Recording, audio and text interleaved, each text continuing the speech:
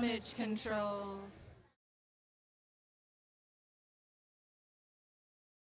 So do you have any a way of teaching the layman how to actually pinpoint the carotid artery?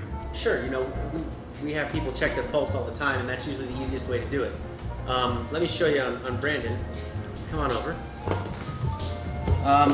Usually it's actually best to, if you're going to check it on yourself, to go across your trachea, and then you want to start on the outside far enough, almost on the, and then just kind of slowly move your fingers over until you feel a pulse.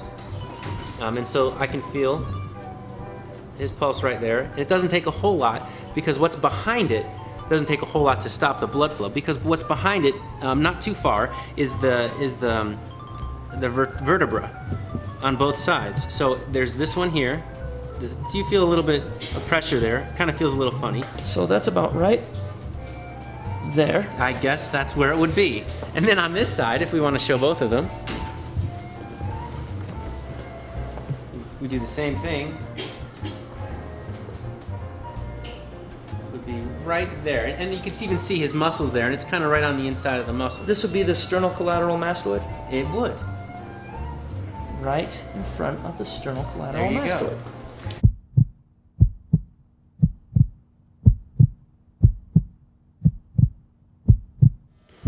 So now we're going to try to show you a couple of things you can do to make use of that anatomical knowledge that Dr. Kachamani so kindly pointed out to us.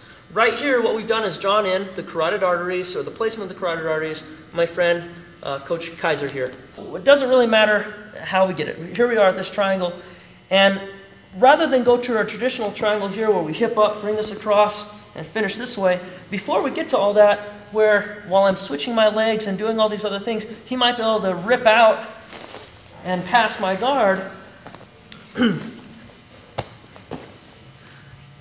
The second I'm able to clear this and lock this back on, we're going to tighten it up. Right now I'm already tight, and I've got this, you can't even see the marking we've made. The carotid artery is pinched off. My thigh is on it. But the reason why Brandon isn't tapping right now is because if you can see right here, this carotid artery is still clearly visible and clearly still supplying blood and fuel to the brain. So the first thing we're going to do is we're going to work on a triangle that's called the reverse triangle. And all it is instead of switching my legs, which is traditionally the way it's done, I keep my legs situated like this. And all I got to do is pull his head in, and I've got to try to still fold my knees together, which, as you can see, he's breathing through this carotid artery. It will disappear as I bring my knees together, and that's what I want to do. Bring my knees together, pull his head, and we get the reverse triangle.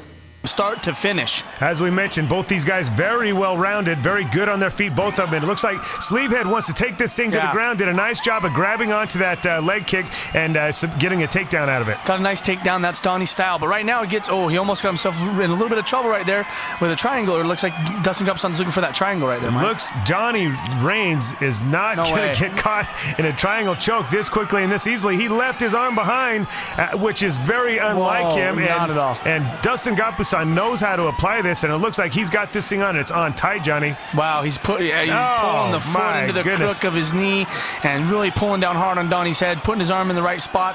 And if Donnie's not going to tap, he's going to hit him. He's got to use the cage. He's got to push up against the cage here and create a little space in that triangle. Donnie does know how to camp out in there. He knows how to find the little spaces to breathe, and he could be all right here. But boy, again, there you go. Now he switched it up. He switched it up on him, Johnny. Now Donnie is in a lot of trouble. He had it on backward at first, and that was slick the way he was able to transition that over. Now I don't know if Donnie's going to be able to find any little place to breathe. No, he wasn't. Once that was applied correctly, it was all over, folks. The next one, what happens is if you can feel this coming on and he's smart or he's trained, he'll put this arm under my legs, and he's able to put a lot more pressure on my leg and keep me from being able to pinch my knees together. And as I pinch, he defends, and as you can see, the carotid artery is still pumping blood to the brain, oxygen to the brain. So all I'm going to do now is one of my personal favorites is it's called a fist triangle. I take my fist and I just punch that carotid artery and pull the head down. Be careful with this one when you're training with your friends, because it's actually pretty mean. It doesn't feel good, does it? No, sir. And it's a really fast tap. Cross Mason. Cross Mason.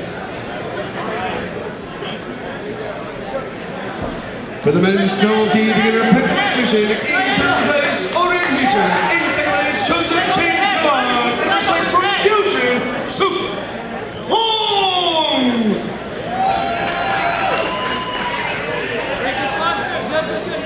Any rings in the division, let me know. Got some experts going on. Grab his heel.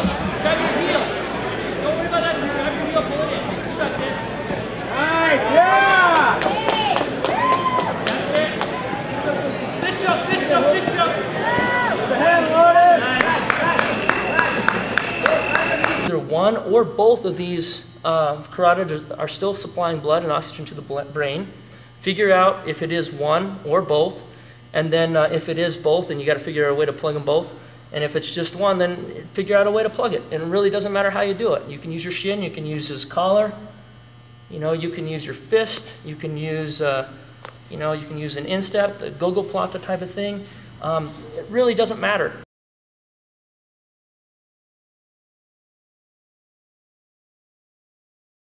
Sway your decision. Yeah. You know, it was only fair for them to be in the half guard. A little wild there. It's a little wild. Good exchange though. That was a good exchange. Jake Paul enjoyed it. He gave him a smile. And maybe Dolce got fired up. He's taking a little personal now too. He's got the head in there. Doesn't look like he's too tight. Could get tighter right here though. It looks like he actually has it. It looks like that he is has tight. it. Oh, he's in bad position right there. That is a very bad position. I think he's unconscious. That's it. He's unconscious. The referee had to pull him off. He didn't want to let go. Wow, that's going to stir up some tension. And Jake Paul still seems very upset. Help us build Team Damage Control. This is not just a website where we release videos. We want to hear from you. We want your interaction. In fact, we look forward to it. Take advantage of the members-only area of our forum where you have direct access to Coach Kaiser and myself.